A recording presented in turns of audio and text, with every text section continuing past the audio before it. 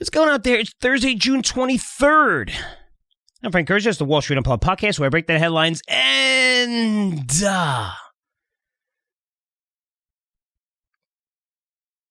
tell you what's really moving these markets. So I have an awesome interview set up for you today. It's with Adam Russell. Who? I think you're going to get real familiar with this guy, especially in the years ahead. Adam's co-founder and chief revenue officer at Reveal, which is spelled R-E-V, the number 3-A-L. This is a company that provides technology to protect creators, brands, IP owners, and establishes the authenticity of digital media assets for NFT marketplaces, gaming platforms, and the metaverse, right? That's obviously the copy and paste definition. If you have NFTs and you want to make sure they're real, which is see a ton of fake garbage out there, copy and paste jobs. That's what happens in this industry. Realize technology where just one click, you're going to know if it's authentic. Kind of looking at a dollar bill and you see that little strip in there. This is one click hidden behind, protects assets, shows that they're from the creator, which is extremely important in this industry and very important within the metaverse.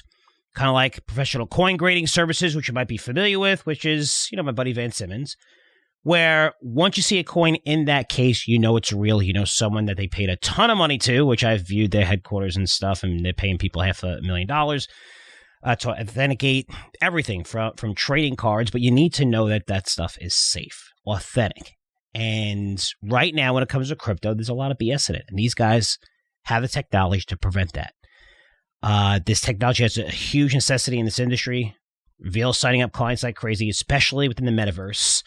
Adam has over 20 years experience in this field in technology, product distribution, idea development. More specifically, he spent most of his career in business development for a large tech company specializing in computer security, cybercrimes, and risk assessment. So he knows exactly what he's doing in this industry. And since 2016, he's taken on advisory consulting roles in crypto and XR. Now, familiar with XR, that's extended reality. So you're the virtual reality, augmented reality, mixed reality. It combines basically all those things when it comes to extended reality.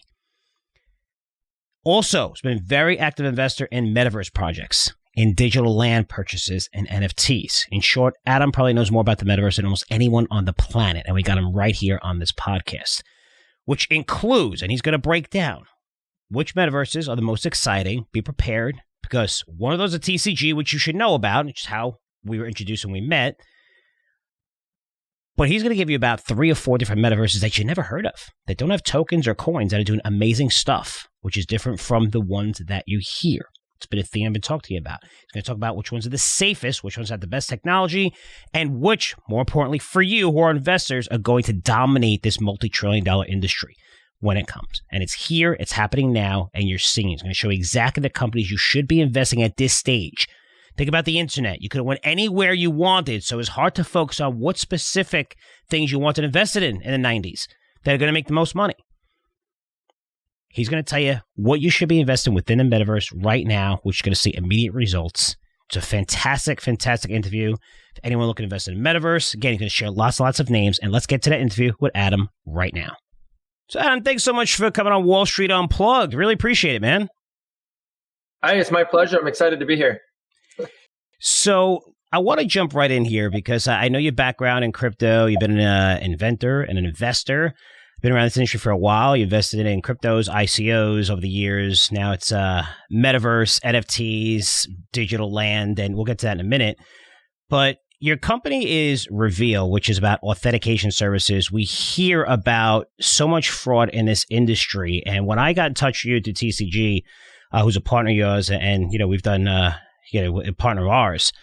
I was amazed when I spoke to you about how much fraud takes place and what you're actually doing with your new company. So let's go talk about your background a little bit and how did you get into this, and let's get into Reveal, and because it's really exciting stuff when you think about it. It's something that's a necessity in a massively growing industry. No, I appreciate that, Frank. Absolutely. It's become a major issue. Being in this space as a cybersecurity expert back in the day, literally in the end of the 90s into 2000s, I was working with risk assessment, vulnerability assessment. So we were basically working with hackers that would go to companies and try to check for a risk assessment vulnerability. And we would then provide solutions to them. I was always conscious of security. It was always a concern. And when you think about it, for years, you would just think of McAfee, you think of Norton, And back when they first came out, you wouldn't know those names if it didn't have antivirus after the name, right? So nowadays, when you think about the fact they built a brand, they built the Norton antivirus or Norton 360, they built the McAfee. And it's really just that annoying thing that's running in the background on your computer that drives you crazy, right? But you know you need it. You know you need to have it. And so fast forward to 2014, I got involved with a company called First Contact Entertainment. And we were just working on helping to raise some potential capital for their company. They were one of the first virtual reality PlayStation. Firewall 0 Hour was one of the first VR for PlayStation games, as well as they did the Walking Dead virtual reality experience. And I just got hooked. VR, AR, XR, I got excited about it. Fast forward about 2 more years to 2016 is when I got involved in the blockchain space. And I went in heavy. I was anywhere from 4 to 6 hours a day. I became a thought leader, an advisor to many companies, and also an investor. And going through the investment side of it was the wild, wild west back then, right? So you had your ICOs, you had the IEOs, IDOs, you had the NFTs recently, the whole crash with the DeFi, rug pulls. And when we realized there's a major void in this space to protect people, because if as a degen, somebody who spends all your time in this industry, if I can get scammed, I can't imagine what's happening to the masses, right? They don't stand a chance, and we about a year ago said, we've got to come up with something that's going to be able to provide a shield of protection for the average person that's getting involved in this space. And we needed to create something that would provide authentication as well as protection. And so we created Reveal as a way to cross multiple different platforms, from an NFT platform into a gaming platform, all the way into a metaverse. And so, we know the world loves an original, and we know we want to provide anti-counterfeit. We want to provide, protection for people. And, through that process, we were able to get some amazing partners, amazing VCs that have come along. We've been able to build a project that really allows us through an ecosystem to branch out and provide protection into the metaverse space, which is the future where things are going, and everybody knows it's the biggest buzzword, but also allowed us to be able to help NFT marketplaces, be able to work with high-level advisors. We got an incredible advisory team. We encourage you guys to go to reveal.io and just check out our backers, check out our partners. We have 50, actually as of today, 55 partners that work with Reveal, and we're growing on a regular basis. We're super excited. And Frank, I truly want to say that I appreciate you taking the time and the interest to have me here today. It's interesting because we're in this industry, right? So, and understand Wall Street. So talk about that a little bit. What are you seeing more in crypto? Because the buzzword is, of course, is DeFi. And we spoke about this offline. People want DeFi until they get robbed and there's no one to call to help them out. Will we have traditional DeFi? Or, we really need, there has to be some kind of security. We all know we don't want too much involvement, but to have no involvement is a little crazy when most people, they want to buy NFTs. They're learning about NFTs for the first time. They don't know what's fake. They don't know what's real. That's why I love your technology. Talk about some of the things that they can get scammed at, because you even told me simple by just scanning the Q code at a restaurant. There could be one that's taped over it or glued over it that you don't know, and they'll have access to your phone. Talk about that, because it's really scary when you think about it. And I truly believe, and this for a fact, that most people don't understand how easy it is to get hacked right now. No, it's so true. And, when we go to these events, we've been to 13, 14 events in the last month and a half, from Dubai to LA to Miami and all over the place. And one thing that you see is these QR codes everywhere. Right? They're like, hey, scan my QR code. Matter of fact, NFT and NYC right now, they're on the Times Square and the big screens. You can reach up and scan with your phone, right? And what people don't realize is that it's one thing if you got a trusted environment that you're scanning to. It's another thing when you're in a non-trusted environment. Don't ever scan a QR code that you don't know, because it'd be the same as if I was a hacker. And believe me, I had worked with hackers in the past, and understanding how easy it is to drop a Trojan or malware, or to take advantage of you by just sending you a text with a link. And you click on that link, I could take over your phone. I could steal things in your wallet. I could do all kinds of things as if I was a hacker. When you click on a QR code and you scan it, you think it's harmless, but it's the same as if I texted you that link and you clicked on it. Whatever it opened, whatever it executed, whatever it pressed is what happened in your phone. So you'd be very careful. My public service announcement is if you're ever at an event, a lot of people are at events right now. If you're seeing this or watching this, remember that there's only really two applications that you actually can scan inside the app. One is the WhatsApp application. You can scan inside of the app to a QR code. And the other one is the Instagram application. LinkedIn is really the one you can click the search bar and it'll pop up the scanner. Instagram has one, but you can't scan in it. You can only scan and see that they opened up the QR code inside of your Instagram. All of the other QRs that you get, you have to be super careful because if they hand you their phone and you scan it, or an NFC chip, where I bump your phone, that also you can actually open up an execute file from that as well. So that's one public service announcement that I'll put out there. People need to be really careful of.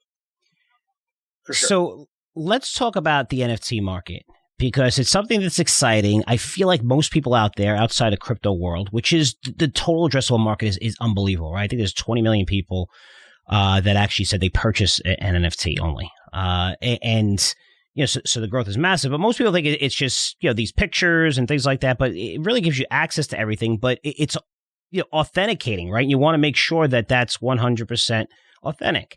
And even let's stay in the art, which NFTs are much, much, much bigger than just art. But I just feel like that's that's identified with NFTs. Sure. When you're using Reveal, you're using your technology. I feel like it's almost like the strip between in a $100 bill, just to what people look at, or sometimes they have this mark or whatever. Talk about your technology, because when you see these NFTs, they're very easy to duplicate. And I pulled this quote from OpenSea, which is one of the large providers, online marketplace NFTs. Announced last week that around 80% of the NFTs minted through its free creation tool have been identified as fraudulent or e-marked as either spam or scams. That's their free tool, like free creation tool. And it seems like it's very easy to just copy and paste and sell some of these things. And it wasn't that big of a deal until all of a sudden NFTs last year became a massive market, where it was maybe 10, 20, few $100 million, whatever. It was 24 billion in sales for NFTs last year. And now you're seeing more and more people push into this industry, even this type of market. Talk about your technology, where if people want to buy an NFT, I think it's incredibly important. You have to know that you're buying the right thing, especially as you get new people who don't know better into this market, that's where the total addressable market is, where everyone's trying to get everyone in to simplify it. But once you get scammed, you're gone forever in this industry. So how important is that? And explain how you use your technology, how it's easy to use, if it's one click, and how you could see it and authenticates it right away. This way, no one's getting fooled. Well, if you look at it this way, it's kind of a running joke, if you will, in our space, that if you haven't been scammed and you haven't joined the club, you don't have the membership card to the DGen space, because of the fact that it's so prevalent that it's almost like, you really have to, get the membership card to get in. And that's sad that an industry that you really have to say that you need to prove that you're real, you have to have some type of a scam, a fraud, a rug pull. And so to look at the addressable market in the masses, they don't care about layer 0, layer 1, layer 2, web 1, web 2, web 3. What they care about is, can I buy something? Is it authentic? And am I protected during that process? Mm-hmm. And so I totally agree with you. There's so much OpenSea market that's out there. If you look at OpenSea, what they did specifically, 80%. I mean, think about that. 80% of the people that are using the tool are fraud and scam, right? That puts you in a position where you're more likely that you're going to get scammed than not. So we need to address that right at the point of the creation level. So there's some solutions out there that are trying to solve it at a blockchain level after the creation has been done.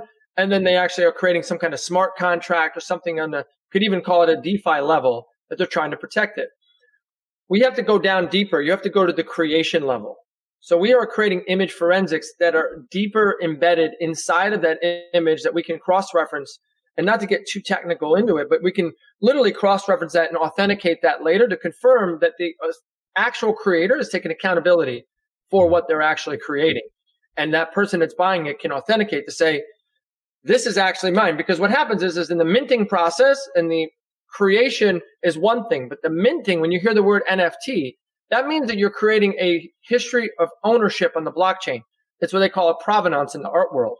Right? That just means that you actually show who owns it. But if you start off with fraud and then sell fraud, and now you own fraud, you are now perpetrating fraud, but you didn't even know it, because you weren't able ever to check or confirm the creation. There's a couple ways that people can do that. They can, one, if they understand what a non-fungible token is, they can look at the actual token contract address, do chain analysis, and go find if you're on the right contract. The average person has no idea what I just said, and they don't really care. So that's difficult. Second thing is that you can look for OpenSea if you have a blue check mark. If they did 100 ETH or more on their platform and they got approved with a blue check mark. Problem is that even the scammers were getting smart. They were creating outside the circle and making it look like you had a blue check mark. So you couldn't tell there either. So, as this progresses and we have such a small market share, it's going to go from NFT platforms to gaming platforms all the way to the metaverse. And where people don't realize it is that in the future, what happens in real life is going to happen even tenfold into the metaverse and into where you are. So you want to have a Norton 360 protection when you go through there, and nothing exists right now. So there was a wide open area to bring in Reveal. Reveal was created REV3AL because the 3 stands for create, verify, and reveal. We're able to allow a person to understand that we're going to reveal you if you're a scam or a fraud, and we're going to reveal you if you're real. That's why the name Reveal. That's our tagline is all will be revealed. Our technology goes in at that creation level. We're blockchain agnostic, so we don't care what blockchain it's on. And once our APIs are developed, we're going to be able to put an application platform interface into multiple platforms to allow you to have a peace of mind when you go through the buying process, to authenticate an NFT, to make sure it is the real deal, and to make sure that you feel comfortable when you are navigating inside of other platforms such as gaming and metaverses and beyond. Yeah, I think it's a game changer. I have a very close friend who started professional coin grading services, which was massive, and he was a coin dealer, and he knew half the people out there were full of shit when nobody knew anything, so he hired the best people to authenticate it, put in that case, and now everyone knows one of the largest sellers on eBay. It's a massive company, Coin Collectors, Coin Universe, and actually sold, right? So it was actually acquired. But to me, this seems like a no-brainer, right? Especially as new people come on, they want that security. And let's talk about more people coming on, because more people getting familiar with NFTs. There is a lot of garbage out there that we've seen, but you mentioned the metaverse. Talk about the metaverse, because I still feel like even with us and our audience and who you talk to today, familiar, we made one of the largest land purchases ever in TCG. Talk about the potential of metaverse, the potential of why you need a company like yours to make sure you have that security layer. And where do you see this in 5 years? Because when I first started researching this, maybe about 2-3 years ago, and then we saw everyone knows Facebook, Meta and the change. I was surprised it came this fast to where not just the $1 trillion, Morgan Stanley, Goldman Sachs reports, how big this market, McKinsey reports. For me, anyone could say anything they want. It's the billions flowing into this industry in a market that's absolutely terrible that got my attention, even Web3 itself. Talk about what the metaverse means to you, because you're actively investing, not just in TCG, but in certain ones, and they're not the ones that everybody is familiar with. They don't actually know. They're not mainstream. And first of all, I want to share with you guys that I'm passionate about where the future is going in the metaverse, and understanding of being in this space since 2014 and following the metaverse and where it's going. Listen, I give a lot of props to your Decentralands and your sandboxes that they built on voxel, kind of like Minecraft, a little cartoonish. The big brands, they're forcing themselves to go in there. Do they really want to be there? They want to be in a photorealistic world if they can, but there's not that many out there, right? As our partner with TCG World, which has a photorealistic 800 square mile, amazing metaverse with full physics. It's just incredible. But we also have other partners such as Blockchain Valley Virtual and they're built on Unreal Engine 5. TCG World is built on Unity, both top level engines. We also work with Otherverse, and Otherverse is also built on Unity, another photorealistic metaverse that's coming out. And then we work with Metaverse, METAVRSE, which their platform is an enterprise level XR, VR space. For years, they were doing brand showcases, and they're building out a mall. They're building out a 100 floor mall, 1 million square feet per floor. So that's 100 million square feet. And we own space, and we're building across 4 different major photorealistic metaverses to create interoperable security. See, so when you use the word metaverse, you actually want to also use the word multiverse. There's going to be multiple metaverses or multiple worlds that are going to have to interconnect. And when you're able to, I think Logan Paul said it, when you're able to take your valuable assets, what you have, digital assets, from one metaverse and bring them over into another metaverse, that's when you're really becoming the multiverse. That's when it really becomes what you saw on Ready Player One. If you guys saw Ready Player One, the movie, that's probably still 10 years out. I think the first thing we're going to see is a lot of augmented reality versus not everybody wants to run around with a virtual headset on and run around and do this. Not everybody wants to do that. Most people want to just like be on their phone, and they just want to be able to be on a computer, and they want to be able to just get a taste of it. And one of the things that's important is you got to close the loop. So there's this theory, it's called open loop thinking and closed loop thinking, where when you're in a game, you want to level up. When you're in a game, you want to come to completion. You want to kick off dopamine in your brain. You want to kick off neuroepinephrine. You want to be able to have that pleasure center hit in your brain. And the problem with most metaverses is that when you go into them, you're kind of like running around and there's really not closing the loop. You got to have something to do. You got to have something that you're going to accomplish. So one is security is super important. So if you're going to cross metaverses, you open wormholes, all kinds of problems, because the non-fungible platform, it acts as a way, one, from a regulatory perspective, to kind of insulate, because it's a one-of-a-kind digital in-world assets. But it also allows them to be able to have a way that you could have multiple blockchains that could potentially get hacked, that could come across inside the metaverse. So you need to have some type of protection when you're going to go from one metaverse to another, some interoperability between the two. And you also need, when you're in there, if I'm talking to you, I could literally be talking to AI and not know it's you. I could be literally talking to an AI that sounds just like you, but it's a fake person. I could be talking to a man that's a woman. I could talk to an old person that's a young person. You don't know. So you have to have somebody who's going to do proof of existence checks. You could walk into a mansion that somebody's got a Bored Ape Yacht Club on the wall, or a Degenerate Apes, or one of the big doodles, and one of those. How nice would it be to be able to scan that and be able to just confirm, oh, that's real. Okay, you're good. Or this guy's a total fraud and he just threw up a fake one on the wall. I mean, these things are going to happen in this world. Somebody's going to have to kind of police that world. And that's where Reveal kind of steps in. We don't want to be the police. You made a great question. I have what they call boomerang ADD. That means I can take something that comes all the way back around and then bring it back in. And you made a really valid point about the difference between decentralization and centralization in regards to security, as well as what we're doing. So when you look at the DeFi space, they try to keep it completely decentralized. And it left a lot of room for interpretation for people to audit contracts, and a lot of ways to add in ways to siphon money back out of the TVL, which is a total volume secured inside of there. And when you take a look at any platform, realize there's going to be vulnerabilities. Some way somebody has to centralize this.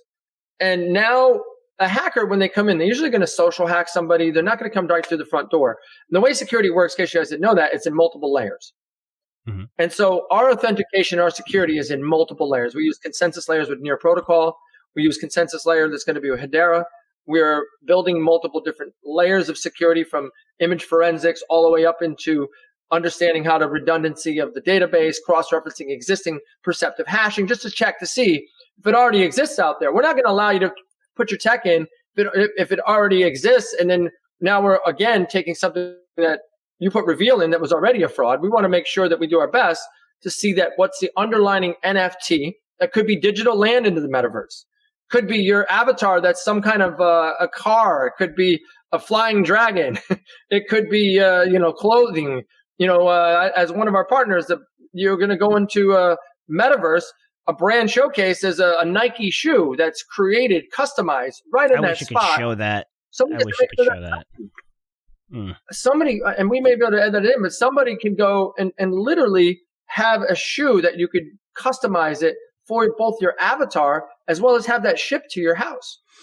But somebody's going to be walking around with that Nike shoe that was customized for you, and it is Nike, and somebody's got to validate that was that really Nike. Or are you running around with a fake Nike, a counterfeit? And so you protect watches, you try to protect Louis Vuitton bags and Prada bags. There's going to be the same digital anti-counterfeiting that's going to be needed into the metaverse. So a lot of the bad actors, a lot of malicious content. Here's another thing that you guys all don't know. So you hear the terms thrown around Web 2 and Web 3. Web 2 is what we interface with every day. Web 3 is when you're literally able to have the buying experience directly from you to the platform. You are literally buying at the platform level. So you connect your wallet and you are now making a purchase. That experience being between Web 2, Web 3, When you go into almost every metaverse that exists right now, you actually are presented to buy things in Web 2 from Web 3, meaning that they'll literally have links that you can click on and it brings you outside of their world to make a purchase. So now in the future, who's going to monitor those links inside those worlds to make sure they're not malicious links? So to go full circle back to that QR code, let's say you click on an object inside of a metaverse that's a world that hasn't fully been validated or verified that everything in it is protected. That one link inside of that metaverse could actually take over your computer. So somebody has to protect that as well. So there's multiple areas that you have to protect. You have to protect the authenticity of the actual NFT itself. You have to make sure that there's no malicious content inside that world that you need to protect against. You have to make sure that when you're inside that world and you're going through a purchasing process, that you are, and it's just some kind of a secure purchase that's inside of an invisible shield, if you will, of your avatar that's inside of the actual metaverse itself. And our goal is to build the Reveal 360 down the road, which will be the invisible shield of protection that protects and authenticates as you walk through the metaverse into the future. So talk to me. You talked about how Decentraland, more like Roblox, open. You have OpenSea's. Again, that's the NFT platform. But when I'm looking at metaverses and would separate them from, and even the ones that you have that you're investing in, that you mentioned, compared to say, the Fortnites, right, and the Robloxes, and right. Facebook and Meta platforms. When I look at them, it seems like it's a one-way street. Are they going to be connected? It feels like these are companies that are doing something to benefit themselves, which is a one-way street. I'm looking at the metaverse as something that's totally open, where you're not charging developers a lot so they could build and innovate on these platforms. And I feel like the ones that you mentioned, especially TCG, are there. Do you see these becoming like something where you said that you may be able to jump from world to world, but I just feel like with Facebook and how much power they have and how much is me, the fact that they have to generate revenue for their shareholders, it's a lot different, that vision, and the Roblox and the Fortnite vision compared to the visions I'm seeing with some of the other metaverses. Is that like resulting with how you're choosing to invest? That's a great question. First of all, not financial advice in regards to any metaverse, any project that you invest in. When you look at Meta, Facebook making the change into Meta and recently purchasing Second Life, right, Linden Labs, they realized that as a platform, they are going to try to keep their own closed ecosystem as much as they possibly can. If you go to Disney World, you feel safe when you're in Disney World within reason because it's an ecosystem that they control. If you want to get the full term of the metaverse, that's really the multiverse, the Ready Player One-ish, you have to be able to go from one world to another and have interoperability, right? They're going to be limited in regards to, one, people are creative. I don't know if you guys know this or not, but Minecraft, if you took all the people that have ever built anything and took the size of what they built inside of Minecraft, it's the size of Neptune. That's to give you an idea. Wow. In relation, if you leave it open to somebody to build something, they're going to go and create to their sky's content. That's why I love these worlds we're talking about, because they have builders in their world to make it super simple for people to create. I even work with Earth 2. If you guys aren't familiar with Earth 2, that's another metaverse that's being built up. It allows creators to build, HoloLand and be able to literally be able to build buildings on top of tiles that are the whole size of the world, really. They map the entire world in Earth 2. But that platform and TCG world and virtual, any virtual land that has a photorealistic side of it, they're creating some type of creativity platform that allows anyone that can go in and build. Even Sandbox, even Decentraland have some type of builder in it, but they just only can go so far. And not everybody wants to be in the world of, with Snoop Dogg with Minecraft. I mean, you get tired of the blocky look. You want to appeal to the masses and you want to get the addressable audience. You can't just go after just the gaming people. You have to go to everyone. They have to have a clean shopping experience for kids to go into. Then on the opposite side of the spectrum, they have to have an adult area that adults can go into. They have to have a casino that has KYC process that you can go through. When you look at the process example, if you go into Decentraland, about a year ago, I went into Decentraland's Ice Casino. And inside their Ice Casino, you could use DAI, you could use ETH, and you could use the land token, which allowed you to be able to literally gamble and test it out. I came back about 6 months later and they said, you're not allowed in the casino unless you buy a piece of clothing for your, or an accessory for your avatar. Mm-hmm. Kid you not. Right now, you got to go to the ice casino. You get stopped at the door and you can't go through. And so I said, all right, well, let's see how this experience is. So I went, and by the way, the original experience, they had Peppy the Frog was the guy who was the dealer, and it was really a really clunky experience, I'd be honest. And I'm not a gambler, but I wanted to experience what it was like. I went back to go test it. And they're like, you got to buy this. You got to go to the ICE marketplace, which they own, by the way. It's one of the servers they own. They're like, wait. I clicked on it and they're like, don't go here. We don't know if we trust this site. I'm like, what do you mean you don't trust it? You own it. So I clicked on it. But I went to their site and I'm looking at it and I'm like, okay, everything's sold out in their marketplace. And I want to buy this cool jacket for my avatar because I have a ReadyPlayer.me avatar, which is the BitDragon. If you ever see my persona on LinkedIn or anything, it's the BitDragon. And so I want to get this cool jacket. And so when I went to buy it, it was sold out. They're like, oh, that's okay. It's in the secondary market. Just click here. But we don't support this either. But you're going to be going to another market. So now I'm in Web 2. I'm going off into OpenSea. I get an OpenSea. I finally find it in the secondary market. And this stupid jacket, just so I can go gamble my money with them, was $5,000.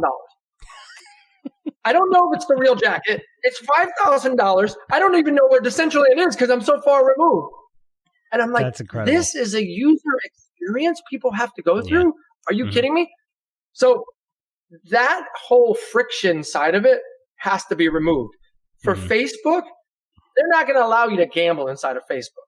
Obviously, they're going to try to go for the work environment. They're going to try to make it candy. When I went into Facebook and I went around the Horizons and Meta Horizons, and I played around in all the metaverses, Somnium Space and all of them. But when I was in Meta, I felt like I was in Candyland.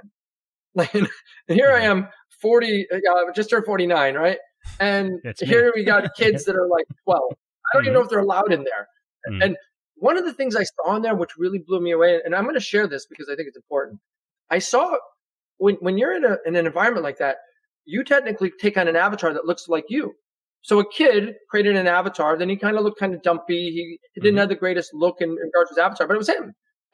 And I saw kids picking on him in this environment, and I'm watching this happen, and I'm like, I went to the person there that's part of Facebook. I'm saying, look, can you guys do something about this? Like, we were not allowed to interfere with what they're doing unless they do something against our rules and conditions. And he was, speaking, in another language. It was like I could tell it was another area of the world where this moderator was. And all of a sudden, I'm watching this happen. The kid's like, oh my God, you guys got to get away from me. I can't stand this. You guys are so... And next thing I know, it says, do you want to have Jason leave the room? And I'm like, they're allowing me to... And so I said no. And like a couple seconds later, poof, he disappeared. They literally cyberbullied him out of the room. Wow. It was the most horrific experience. I'm like, and Facebook allowed this? I'm like, are you kidding me? So anything that happens in real life, 10x is going to happen in the metaverse. And God forbid those parents that don't understand what's going on, when your kids get in there, they can get into anything.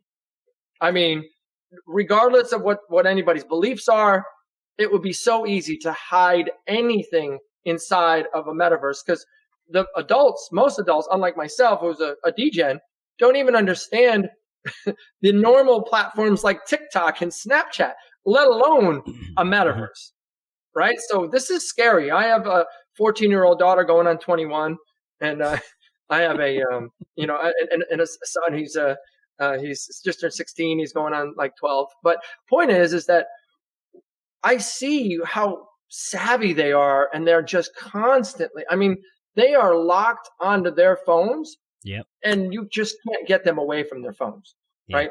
And so, when I look at the fact that the metaverse, I mean, don't get me wrong, there's going to be holographic stuff in the future. It's going to be crazy, right? But if you look at where it is, you're going to have augmented reality. You may even have contacts that you go in your eye that you'll be able to see. Imagine being in a club and wearing a special pair of glasses. And then when you put on those glasses, you could see neon color avatar that somebody's walking around in the club. That's going to happen, right? You're going to see, just like you saw Minority Report and some of these crazy A lot of this stuff is programming. I did a little bit of a thesis in regards to the movies and the movie industry and how it's programming us into the metaverse and where the future is going. And it's true. I mean, a lot of the things that you see in TV shows like Altered Carbon, or you see Ready Player One, or Free Guy, or Surrogate, or I can go on and on, Matrix, Minority Report. These movies are programming us to what they see in the future. And so I think we are ahead of the curve because of Meta, because NFTs have started to take traction. They became mainstream in like SNL. But the average person doesn't know what an NFT is. I mean, as simply put, it's a digital asset that's the same as a physical asset that's a one of a kind, that now you can verify that it's a one of a kind. And you can verify who actually owns it. We're going to provide the technology to show you who created it, and that it has been created, it's been authenticated, and then they can show who owns it. That's awesome stuff. I want to ask you one last question too. So when it comes to the metaverse, where do you see it 3 years, 5 years, 10 years from now? Because it's like I said earlier, I was amazed by the adoption already taking place and the money pouring into this industry. But where do you see it in terms of that adoption where, there's people listening to this podcast right now going, I just don't see it. There's no way it's going to happen. This is crazy. But when the more I dig in, the more you dig in, the more you go to these metaverses, you're like, this is definitely going to happen. It's going to be massive. But when is that adoption? When your neighbor, right, that really doesn't know, that isn't technology or anything, is going to be in the metaverse? I mean, when do you see this adoption happening? What's going to be like, when cloud came out, people looking up at the clouds and say, what is cloud? Now everyone knows what cloud is, right? There's an inflection point that's going to happen. And do you guys remember the Gillette razor? Yeah. They made all the money on the blade. The blades are a fortune. It's still a fortune. Thank God they have the dollar buy club or whatever. But they gave away the razors. Razors were free. Right? Or how low did they get the Blu-ray and the DVDs? Those are the kids on the line like, what's that? But they literally made it lower and lower and lower cost for the actual player. And they charged a fortune for the discs, right? So when you think of the Gillette razor, they're going to get to the point where this is almost free. They're going to get it so cheap to have a virtual headset that the masses can actually go into. They're going to create ways to kick off dopamine and make you want to be addicted into the model of putting on a headset. As we go into, unfortunately, any kind of a recession, they turn in, and a lot of people will be looking for an escape. And there's 3 reasons people go into a metaverse. Only 3. The first reason is you want to go into a world where you're able to have other people or events that you can get into and enjoy where you would never be able to get to, right? So there's congregation of people coming together. Second reason is for either shopping or gambling, either making or losing money for that matter, right? It's the second reason you're there. You're in an environment where you're either shopping or you're gambling. But the third one, which is the most compelling one, is people want to do things they can't do in real life. They want to do and experience things that you can't do. You want to fly a fighter jet, or you want to do these type of things.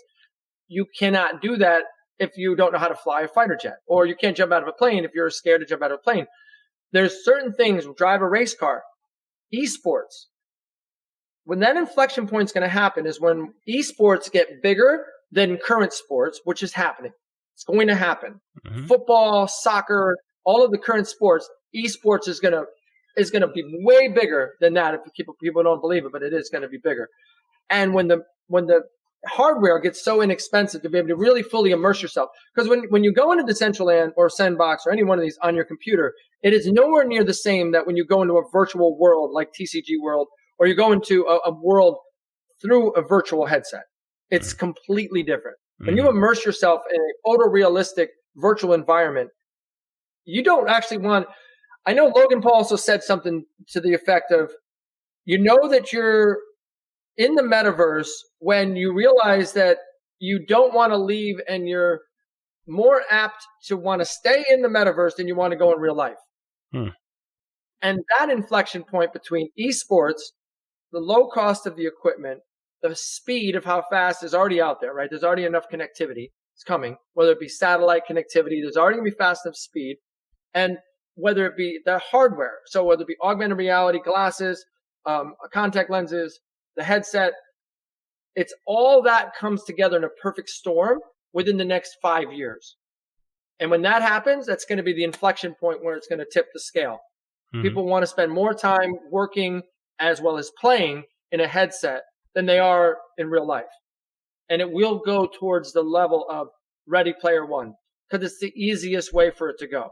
Somebody uses the word metaverse, you can move around on your phone, you can move around on a computer, but it's not the same as moving in a headset. And what's the time frame you think something like that's going to happen? Is it that far away? I mean, I think the full adoption will be probably within 8 to 10 years. I think that we're going to see enough of an adoption to tip the scale within 3 to 5 years, and I think closer to 5 years. I think all the fortunes are going to be made within the next 3 to 5 years. Yeah. Investing in the infrastructure, companies like my company, like Reveal, we're going to go on a major exchange, not financial advice, within the next, just to say within the next 30 days or so, whatever the case may be. Soon. Can't give you a date.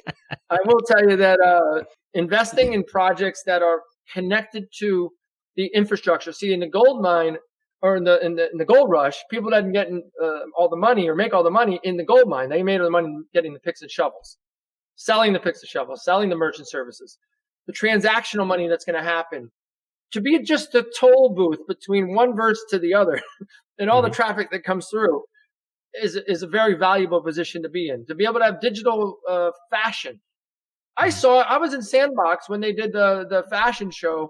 And they literally had L'Oreal in there with beauty. They had sparkles around them, and I'm like they're selling beauty. Like, how do you sell like a beauty line? Well, you make things shiny and sparkly because that's what they believe beauty is inside the app. You can't, right? You can't like change. I guess you could smooth out the skin. You could, there's so many things that people haven't thought of in regards to fashion side of it that people are going to be so into becoming unique and customized, and there's going to be full-blown fashion brands like Faith Tribe as an example.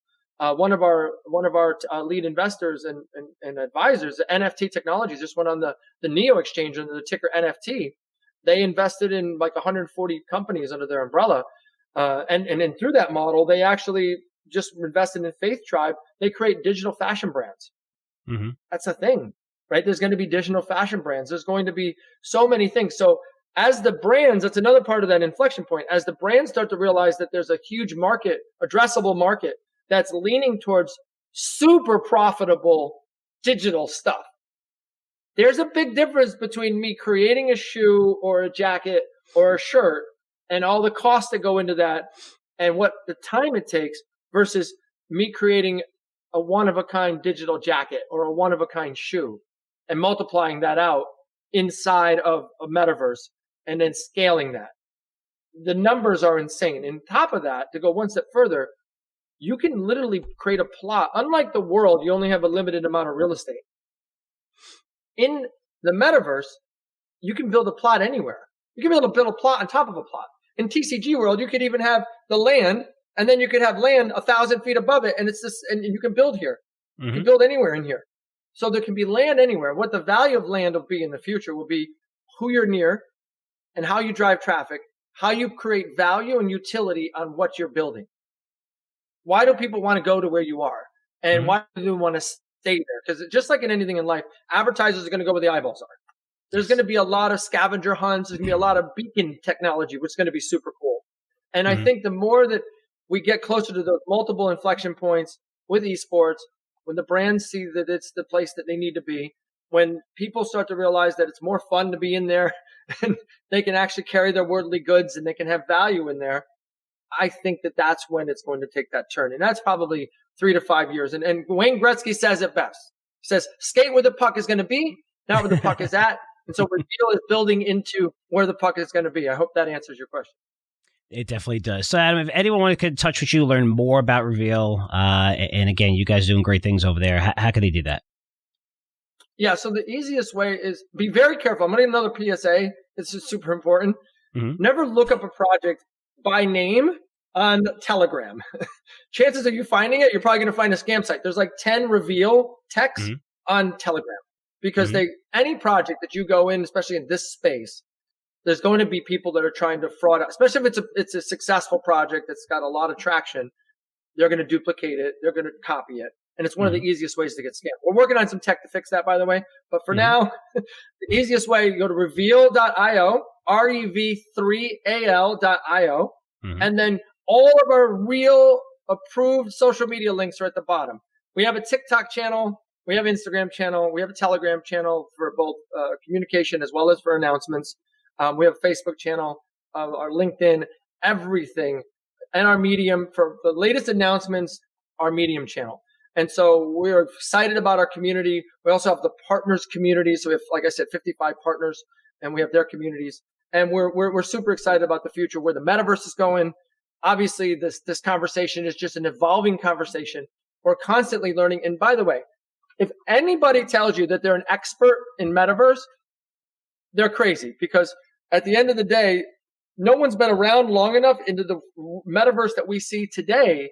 Like one of our advisors, Brian Schuster, he's been around for 15 years, like side by side with Second Life. Before blockchain was a thing, did you guys know that it was actually dollars that were sold that were not on the blockchain? Inside of there was called Linden Lab dollars, and he had one called Ray dollars. There was these other ecosystem dollars. He did 32 billion transactions in this space, right? He has 77 patents that protect the metaverse. He even partnered with Fortress and Softnight and was able to successfully sue for the Travis Scott concert. Believe it or not, those that don't know this, for one of his patents, if you come together in a space with multiple servers looking at one event, he sued them and he's settling with them now. Because that settlement's going to be huge. Epic Fortnite is settling with him because that's how powerful his patents are, just as an example. So we have incredible advisors with amazing backgrounds, and yeah, but that's the easiest way to get hold of us. And I wanted to share that public service announcement because too many people go and search and they get sucked off someplace and connect their wallet and lose all their money. So don't ever connect your wallet to anything you haven't authenticated and confirmed that it's the real thing first. No, it makes a lot of sense. Makes a lot of sense. Well, Adam, listen, thanks for joining us. I'm looking forward to seeing you in person. I think you're going to go to the Meta World Conference sponsored by TCG. I think that's the 8th, 9th, 10th next month, July. So I'm looking forward to seeing you there. Really appreciate you coming on. Because we have a lot of fans of the metaverse thanks to what we're doing, and people I talk to you, and just for me, look, we not get paid by you. I just trying to bring good projects, good people in front of you, and smart people that know about the metaverse and NFTs. And I think you did a good job educating my audience. I think you're going to see a lot of hits on your site. So thank you so much. I truly appreciate the platform and the education and awareness. And I'm looking forward to meeting you in person out in Vegas. And you know what they say, what happens in Vegas stays in the metaverse. Oh no! I just now. No, that's good. That's good. That's cool. All right, man. It's a real pleasure, and I'm looking forward to breaking bread and having some fun. All right, sounds good. I'll see you soon. Thanks, man. Right. Take care. Bye bye. Wow, scary stuff. Really scary stuff.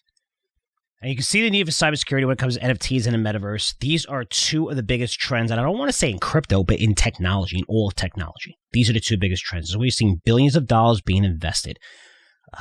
It's incredible. Again, when I was preparing for this interview, looking at stats of how much people get robbed in this industry, again, for anyone's job when it comes to an industry, it is you want to scale and you want to increase your total addressable market. And to do that, you have to provide things that are easy. For example, when you go to KYC projects and AML, right? So it checks anti-laundering, making sure you know your customer, that you're not laundering money or you're this crazy person. You wouldn't know that, but when you sign up for E-Trade at Charles Schwab, they're doing that. They're doing that already. You just don't know it. I mean, if you have a record and you're wanted by the police and you sign up for a brokerage firm, there's going to be someone knocking on your door within probably an hour. It should be quicker, but, these days, who knows? And that process was real difficult in crypto for a while, and now it takes 5 minutes, 3 minutes for most, for most platforms, good platforms, to sign up to trade cryptos. So making it easier, making it safer is incredibly important. And when I see what he's doing at Reveal, it's amazing. I'm not getting paid by Reveal. I'm not getting paid by him to mention his company or interview. At this stage, you guys know the investment we made in virtual real estate. It's given us access to, massive, massive communities, which, by the way, we're going to be speaking and hosting events and have a booth at the Metaverse Expo, which is hosted by TCG. It's in Vegas. It's going to be on July 8th, 9th, and 10th. I think we're able to get half off the tickets, which is hardly any discounts anywhere. So I think it's going to be like $99 for the tickets. And we'll provide links for you guys to sign up if you'd like to go. And there's going to be a lot of people there.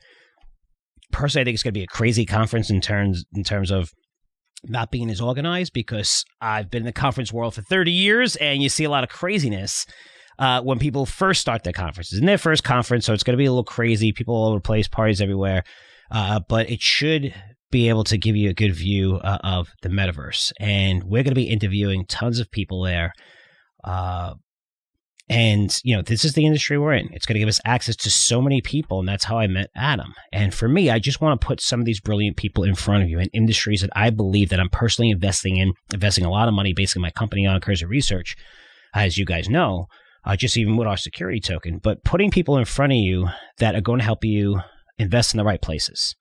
And that's one of the good things about the big shakeup of this industry, because I know, even our crypto portfolio, obviously not doing that good. We did unbelievable and took profits even in Voyager a very long time ago, made a fortune, which is down 50% today.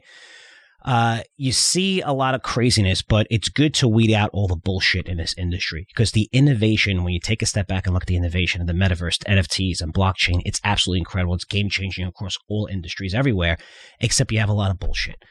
And I'm going to put people in front of you who aren't bullshitters, that people are investing in projects. People have done this for a long time, most experienced people. And again, he's giving you metaverse names that you probably didn't even know existed. Go on, start doing your research. Go on YouTube, take a look at these projects. They all have YouTube videos, and a lot of them are coming out soon. TCG's coming out September. But that's how you find the best ideas, by bringing these people on. That's our network right now, especially when it comes to the metaverse. We are becoming a big name in this industry, a trusted name in the industry. It's not hard to have the Wall Street background and be trusted by crypto and people within that industry, because sometimes they hate each other. But the fact that we've made big investments in this, it just, we're creating a platform for these people to get their name out. And for me, vetting companies is what I love to do. And right away, there's a lot of people that done to be in this podcast, and it's easy for me to say, hey, you're full of shit, goodbye. And, time is a valuable commodity for me. Adam said he has a 14-year-old daughter, so do I, right? And he's right to say they're going on 21, which is crazy. I also have an 11-year-old, he has kids. And at this stage, you want to deal with really good people, and you want your kids to be proud of what you're doing. And for this industry and where I see it going is kind of incredible, because every time I research it, and he's right, no one can say they're an expert on this industry, because they're not. And it's all just learning as much as you possibly can, because it's an industry, and someone that's covered trends all my life for 30 years. You can go anywhere with it. And every time you just make a right turn or left turn, it's like opens up like another 20 windows for you. It's like, holy shit, and your mind goes crazy. Again, don't do drugs and start looking at YouTube videos in the metaverse. You'll be in there for days. But I think you guys get my point, where this is something I'm passionate about. I'm excited about. Adam said he's passionate about. And I'm talking, that's the thing now. I'm talking to people who are passionate about their projects. They're not doing this for the money. They're doing this because it makes sense. This is something in the future. They're excited about it. Going from metaverse to metaverse to metaverse, not going to be easy, with the different chains and blockchains, but there's just so many people that I'm getting introduced to, and you're going to see us. We're going to have lots of media coverage where we're going to do lots of videos with almost all the CEOs who have real estate in TCG, commercial real estate in TCG, which is going to give us access to tens of millions of names, if not over 100 million names, and new people learning about Curzio Research, our research on stocks and on cryptos. And TCG is not going to be the only metaverse there, because it's a metaverse conference. It's being sponsored by them. It's like IBM sponsoring something. There's going to be a technology conference. There's going to be a ton of technology companies there as well. So we're going to get introduced to so many new projects, companies within the metaverse. And it took us a long time to build that trust, to get access to guys like Adam. And for me at this stage, I'm just looking to put really great people, great ideas in front of you. Again, I love that interview. How with this podcast, I say this all the time, is about you. It's not about me. So let me know what you thought at frankcurzioresearch.com. That's frank@curzioresearch.com. Okay, guys, this is for me. Feel free to email me anytime, and have a great and wonderful weekend. And I'll see you guys on Monday. Take care.